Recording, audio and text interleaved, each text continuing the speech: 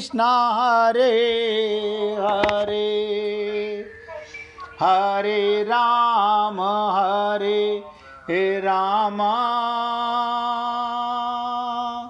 राम राम हरे हरे हरे कृष्ण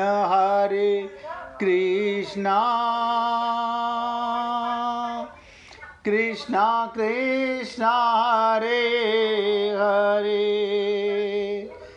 हरे राम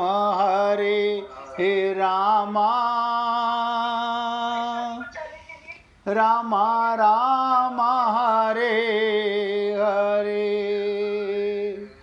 हरे कृष्ण कृष्ण कृष्ण हरे हरे हरे राम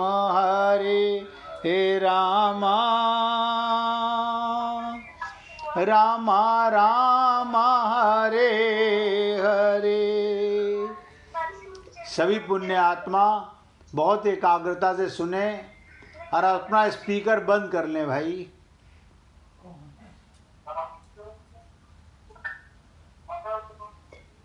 नरेंद्र भाई आप भी अपना स्पीकर बंद कर लेना। अब आगे सुनिएगा बहुत ध्यान से। अर्जुन भगवान सुन रहे हैं 46वें श्लोक तक। अर्जुन अपने हृदय का भाव बताएगा भगवान को और भगवान बिल्कुल शांत होकर सुनेंगे। पहले अध्याय में भगवान ने कुछ नहीं बोला, या तो संजय ने बोला या धृतराष्ट्र ने बोला या अर्जुन ने बोला। 40वें श्लोक में भगवान को और नई बात बता रहे हैं। 38वें 39वें श्लोक से उसी बात को आगे बढ़ाकर कह रहे हैं अर्जुन कि कुल का क्षय होने पर सदा से चलते आए कुल धर्म। ध्यान दीजिएगा, आज तक हम ये समझ ही नहीं सके कुल धर्म क्या होता है। क्या कह रहा है? कुल का क्षय, कुल का नाश होने पर सदा से चलते आए कुल धर्म नष्ट हो जाते हैं और धर्म का नाश होने पर बचे हुए संपूर्ण कुल को अधर्म दबा लेता है। भगवान बहुत शांत हैं क्योंकि भगवान तो रोज ही देखते हैं। मंदिर मस्जिदों में, गुरुद्वारों में रोज देखते हैं करोड़ों लोग, और वो लोग भगवान के आगे अपने मन के बुद्धि के विचार रखते हैं। हमने एक बार पहले भी आपसे निवेदन किया था, ये भगवान का कमाल देखो कि वहां अगर भगवान बोलने लगे, अगर मूर्ति में से आवाज आने लगे, मंदिर में कोई नहीं जाएगा, कोई नहीं जाएगा। क्यों? सारे अगर भगवान किसी से जाते ही बोल दें, भिख मंगे आ गया मांगने के लिए, मैं तेरे को सांस दे रहा हूं, तेरा पेट भर रहा हूं, फिर भी तेरे को विश्वास नहीं है, लेकिन भगवान चुप रहते हैं। क्यों? भगवान जानते हैं अज्ञानी जीव है, अब इसे मैं का पता नहीं है, क्योंकि हम उनके बालक हैं। बालक की गलती पर माता पिता जैसे ध्यान नहीं देते, ऐसे भगवान भी नहीं देते। राजकुमार जी मोबाइल की आवाज बंद रखिए भाई। तो क्या कहते हैं? कुल का क्षय होने पर सदा सदा कुल धर्म नष्ट हो जाता है, अधर्म का नाश होने पर बचे हुए संपूर्ण कुल को अधर्म देखा दबा देता है। क्या मतलब? कि जब युद्ध होता है, जब युद्ध होता है तब उसमें कुल वंश का क्षय नाश होता है। जब से कुल आरंभ हुआ है तभी से कुल के धर्म अर्थात कुल की पवित्र परंपराएं, पवित्र रीतियां, मर्यादाएं भी परंपरा से चलती आई है। अब आप सोचिएगा, इस सृष्टि का प्रथम पुरुष कौन था जिसकी हम संतान हैं? मनु, सतरूपा। और मनु सतरूपा भगवान को पाना चाहते हैं, वो राज्य त्याग कर तपस्या कर रहे हैं भगवत प्राप्ति के लिए। हम कौन से कुल धर्म की बातें करते हैं? अज्ञानता की कोई सीमा नहीं है। और जिससे पूछो हमारे कुल का ये धर्म, हमारे कुल का ये धर्म, हर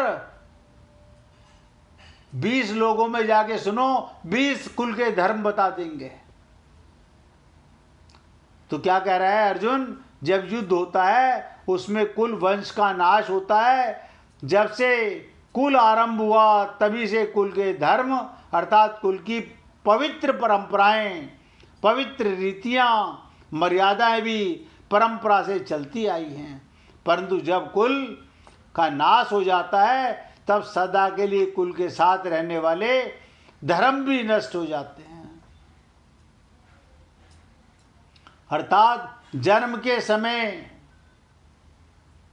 द्विजातीय संस्कार के समय, विवाह के समय, मृत्यु के समय और मृत्यु के बाद किए जाने वाले जो जो पवित्र रीति रिवाज हैं, जो कि जीवित और मृत आत्मा मनुष्यों के लिए इस लोक में और परलोक में कल्याण करने वाले हैं। बताइए, यानी अर्जुन, जो सारे छल कपट की बातें हम लोग, हमारे घर में क्या होता है, हमारे कुल में क्या होता है, हमारे कुल में क्या होता है, हमारे पियर के कुल में ये होता था, हमारे ससुराल में ये होता है,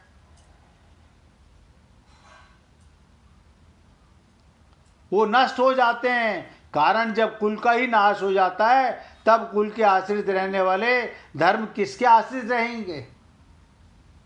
यानी जो कुल धर्म है वो हर व्यक्ति ऐसे ही बोलता है। ये तो जब भगवान बोलेंगे, अभी तो मैं आपसे, क्योंकि हमारे अंतःकरण की बातें अर्जुन बोल रहा है, जो हमारे सब में ये मलिनता, गंदगी सब में भरी हुई है। हम सब के अंदर ऐसी अज्ञानता भरी हुई है कि कोई इससे बचना नहीं चाहता, बचना नहीं चाहता।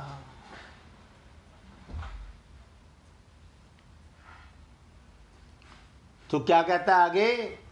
जब कुल की पवित्र मर्यादाएं, पवित्र आचरण नष्ट हो जाते हैं तब धर्म का पालन ना करना और धर्म से विपरीत काम करना, अर्थात करने लायक काम को ना करना और करने लायक काम को करना रूप अधर्म संपूर्ण कुल को दबा लेता है। अर्थात संपूर्ण कुल में अधर्म छा जाता है। ये सब बातें जो पोंगा पंडित होते हैं वो यही सब बताते हैं। मीरा, उसकी ससुराल वालों ने क्या कहा? कुल नाशनी। देखिए कमाल की चीज, क्योंकि उनके यहाँ देवी जी की पूजा होती थी, देवी जी की मान्यता थी। उसने कहा मेरे तो गिरधर गोपाल दूसरों ना कोई।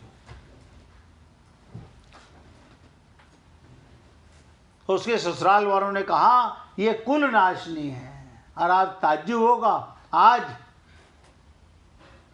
जो मीरा के कुल के लोग हैं वो उस कुल की बात नहीं करते हैं। हम मीरा के कुल के हैं। बताओ, मीरा जब जीवित थी उसे कुल नाशनी से सम्मानित किया गया, प्रताड़नाएं दी गई, बहुत अब शब्द बोले गए, लेकिन आज वही कुल वाले मीरा के कुल के कहकर के अपना संबोधन बनाते हैं। अब आप सोच सकते हैं, अब हम लोगों को एक शंका सामने आती है कि जब कुल नष्ट हो जाएगा, कुल रहेगा ही नहीं, तब अधर्म किसको दबाएगा? आप बताइए, ये प्रश्न है। अर्जुन ने कहा कुल नष्ट हो जाता है, जब कुल ही नष्ट हो गया, कुल रहेगा ही नहीं, तब अधर्म किसको दबाएगा जब कोई रहेगा ही नहीं? इसका उत्तर, जो लड़ाई के योग्य पुरुष हैं वो तो युद्ध में मारे जाते हैं, किंतु जो लड़ाई के योग्य नहीं हैं, कौन है? जैसे बालक, जैसे स्त्रियां पीछे रह जाती हैं, उनको अधर्म दबा लेगा। यानी कितनी लंबी बात कह रहा है अर्जुन। सुनने वाले को भी लगता होगा ये तो विदुषी है, बहुत दूर का दूरदृष्टि है इसके पास। अभी तो आगे आगे क्या बोलेगा आप सुन के ताज्जुब करेंगे। ये सारे प्रश्न हम जैसे अज्ञानियों के अंतःकरण में कूट कूट कर भरे हुए हैं।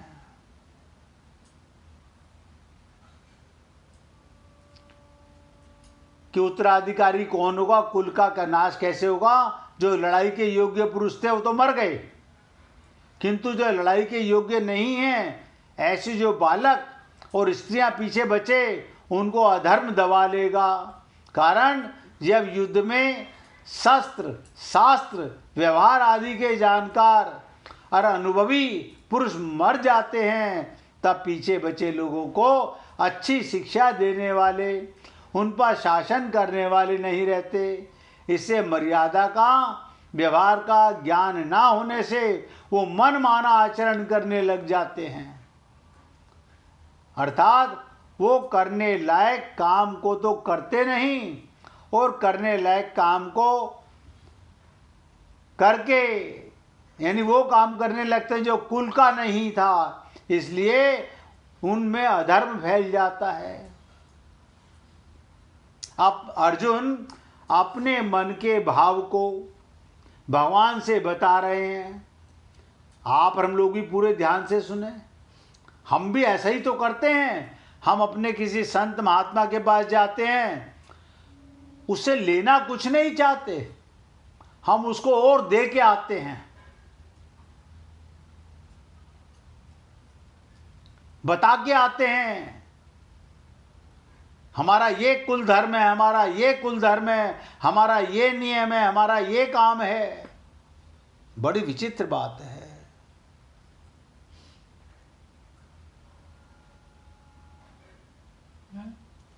अब आप सोचिए, ऐसा व्यक्ति जिसके मन में पहले से ये विश्वास होगा कि मैं विद्वान, मैं ज्ञानी, मैं जो बोल रहा हूं वो सत्य है, बोल भी किससे रहा है? भगवान से। अब आप लोग कहेंगे चलो शुक्र है हमें तो भगवान से नहीं बोलना पड़ता। मैं भी बता देता हूं, आपको पता चल जाएगा आप किससे बोलते हो। जब आप अपने आप में बातें करते हो, अपने आप से, तो किससे बातें करते हो?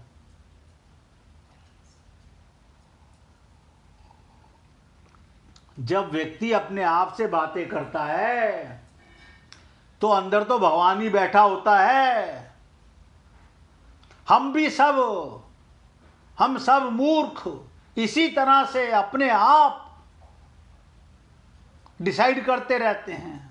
अंदर भगवान चुप करके सुनते रहते हैं। जी हाँ, जैसे यहां भगवान चुप करके सुन रहे हैं, जैसे यहां भगवान चुप करके सुन रहे हैं, ऐसे ही हमारे अंदर भी अनंत जन्मों से यही चला आ रहा है। अब ध्यान से सुनिएगा। वेद व्यास, क्योंकि अगले श्लोक की चर्चा अभी हो नहीं पाएगी, इसलिए बता रहा हूं। जिस किसी को भजन सुनाना हो तो निकाल के रखना भैया, वेद व्यास भगवान के अवतार कह रहे हैं, हम विश्वास नहीं करते। भगवान कह रहे हैं तो हम विश्वास नहीं करते, भगवान के अवतार की तो क्या विश्वास करेंगे। और गुरु संत महात्मा की बात तो हम उन्हें पास करते रहते हैं, ये गुरुजी बहुत बढ़िया बोलते हैं। तो जो गुरुजी बढ़िया बोलते हैं तो तुम में कुछ उनके गुण आए। अगर हमें इतना ज्ञान है ये संत महात्मा बहुत ऊंचे हैं, तो उनका संग, उनका असर हमारे अंदर आना चाहिए ना। वेद व्यास भगवान के अवतार कह रहे हैं, ध्यान से सुनिएगा, मैंने सारे शास्त्रों को मथा। क्या मतलब? जैसे दही को मथा जाता है और माखन निकाला जाता है, ऐसे ही वेद व्यास जी कह रहे हैं कि मैंने सारे शास्त्रों को मथा। स्कंद पुराण में लिखा है, लिंग पुराण में भी लिखा है। हे मनुष्यों, बताइए, वेद व्यास कह रहे हैं, हे मनुष्यों, केवल श्री कृष्ण की भक्ति करो। ये तमाम पढ़ के तो पागल हो जाओगे। कितने पुराण पढ़ोगे, कितने वेद पढ़ोगे, कितने शास्त्र पढ़ोगे, कितने उपनिषद पढ़ोगे। ये कह रहे हैं ये तमाम पढ़ के तो पागल हो जाओगे। तो सब शास्त्रों वेदों में भक्ति भरी हुई है, प्रेम भरा हुआ है। और समस्त कर्ताओं में भक्ति, यानी सब भक्ति कर सकते हैं। ध्यान दीजिएगा, प्रत्येक जीव भगवान की भक्ति कर सकता है। प्रत्येक जीव भगवान से प्रेम का अधिकारी है। कोई जाति का चक्कर नहीं कि ब्राह्मण है वो ही भगवान की भक्ति कर सकते हैं।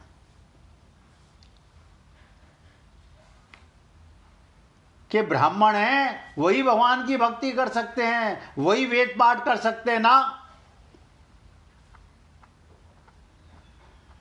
वेद व्यास जी कह रहे हैं, सदाचारी हो, दुराचारी हो, सब में भक्ति, सब अधिकारी भक्ति के।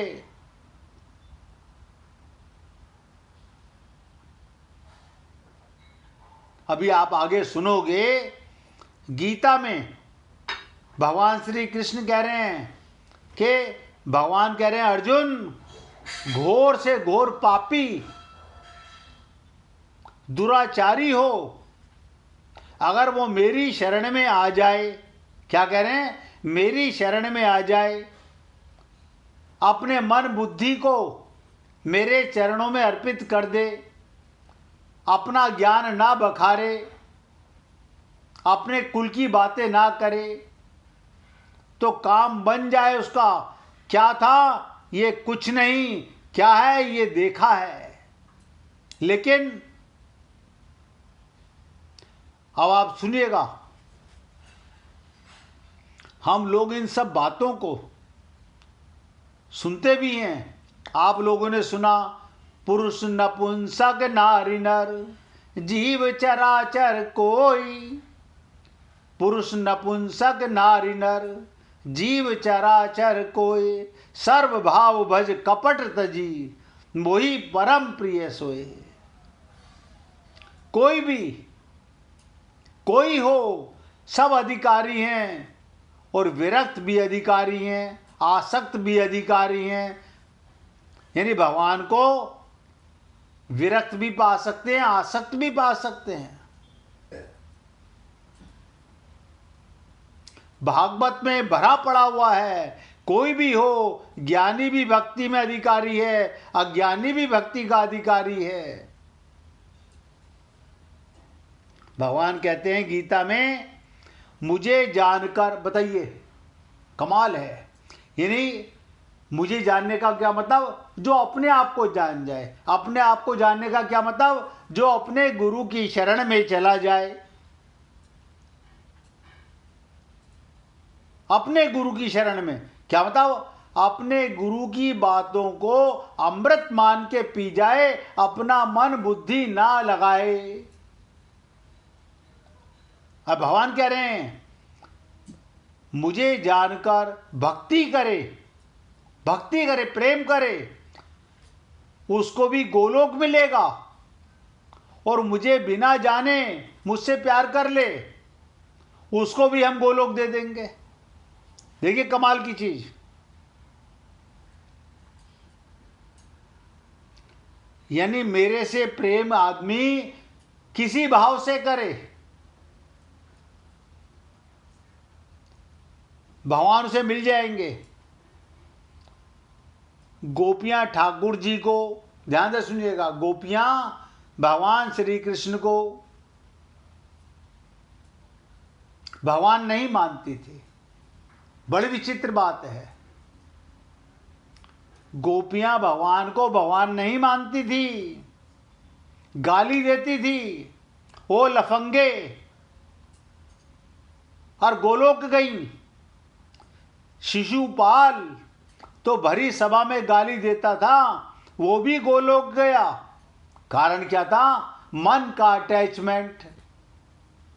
और हमारा मन ये माया के संसार में ऐसा चिपक गया है, अब सर फूटे या माथा, हमने परिवार की राह पकड़ ली, अज्ञानता की राह पकड़ ली। मन का अटैचमेंट हो जाए, किसी भी तरह हो जाए, मुक्त भी भक्ति का अधिकारी, बद्ध भी अधिकारी, मुमुक्षु भी अधिकारी, सब एक क्लास में बैठेंगे। ये मत समझिएगा कि जो जगत गुरु बैठे हैं वो किसी और क्लास में बैठेंगे। आज कबीर भी उसी क्लास में है, तुकाराम भी उसी क्लास में है, बड़े बड़े ऋषि मुनि संत महात्मा। भगवान के यहाँ दो क्लास नहीं है, प्रेम की एक क्लास है।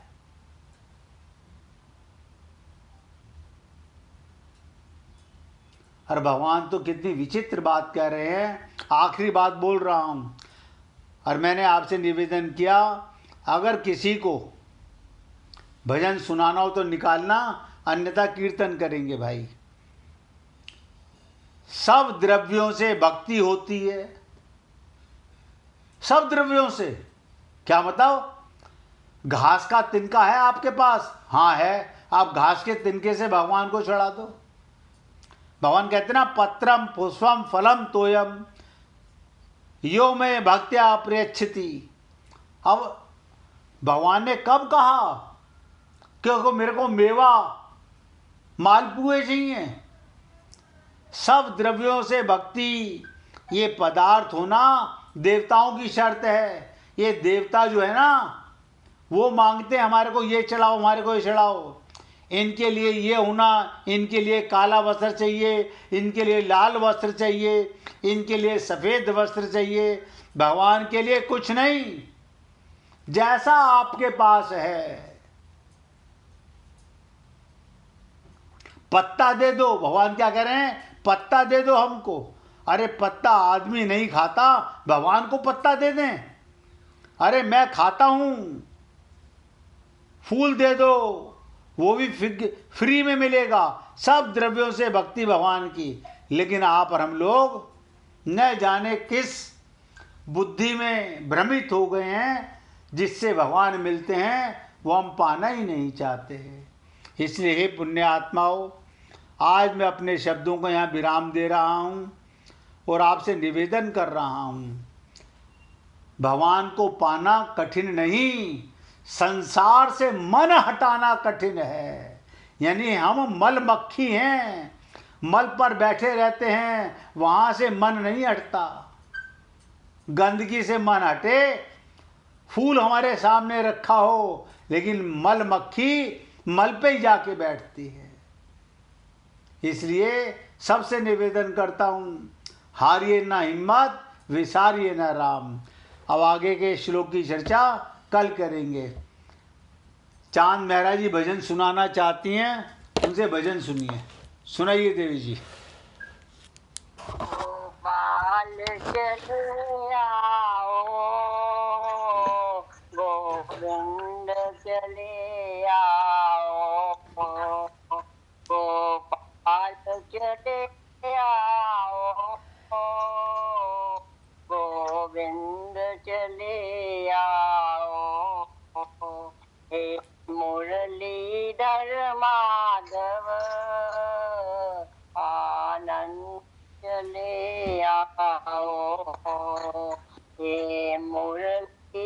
माधव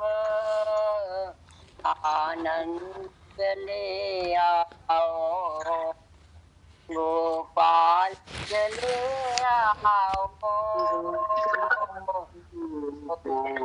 चले आओ। सुनते तेरा दामन भक्तों की सुनते, सुनते तेरा दामन भक्तों की सुनते, भक्त के हो भगवान दुनिया को दिखा जाओ, तुम भक्त को भगवान दुनिया को दिखा जाओ। मुरलीधर आनंद चले आओ, मुरलीधर आनंद चले आओ, गोपाल चले आओ।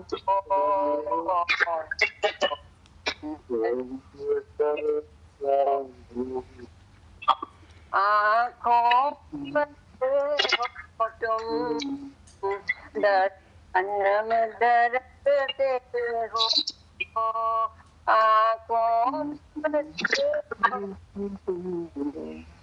दर्शन में डरते हो,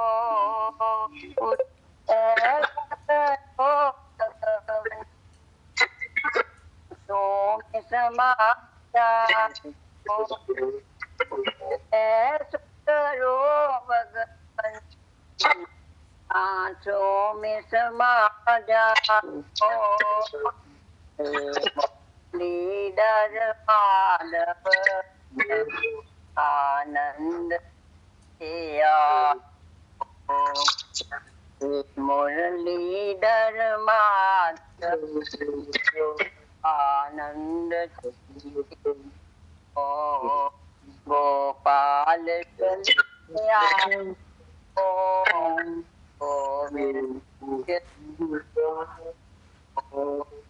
एक शरत जमाने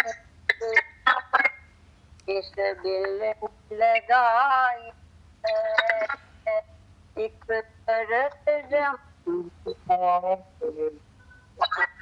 दिल लगाई है, क्या मुझको बुला तुम या खुद चले आओ, या मुझको बुला तुम या चले आओ।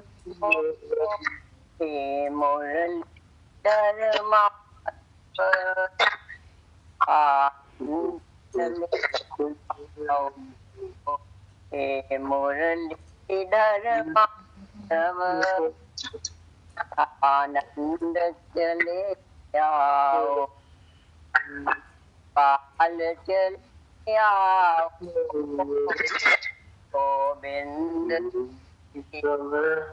ओ, तेरे दर्शन को मोहन ये नैन तरसते हैं, तेरे दर्शन को मोहन ये नैन तरसते हैं, एक पल भी चैन नहीं दिन रैन बरसते हैं, एक पल भी चैन नहीं दिन रैन बरसते हैं, है अर्ज मेरी तुमसे अब और न टकराओ, तुमसे अब और न टकराओ, मुरलीधर माधव आनंद ले आओ, माधव नंद चले आओ, नंद चले आओ, सानंद चले आओ, आनंद चले आओ, सानंद चले आओ। हे मुरलीधर माधव आनंद चले आओ। हे मुरली आनंद ले आओ, गोपाल जी आओ,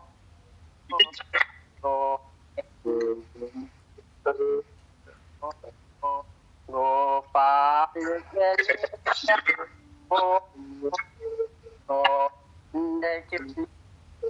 आओ। बोलिए वृंदावन बिहारी लाल की जय जय श्री राधे, जय जय श्री राधे। बोलिए लाल जी का मंगल हो, सभी भक्तों का मंगल हो। सबको राधे राधे भैया, सबको राधे राधे जी, राधे राधे, राधे राधे, राधे राधे, सबको राधे राधे जी, राधे राधे।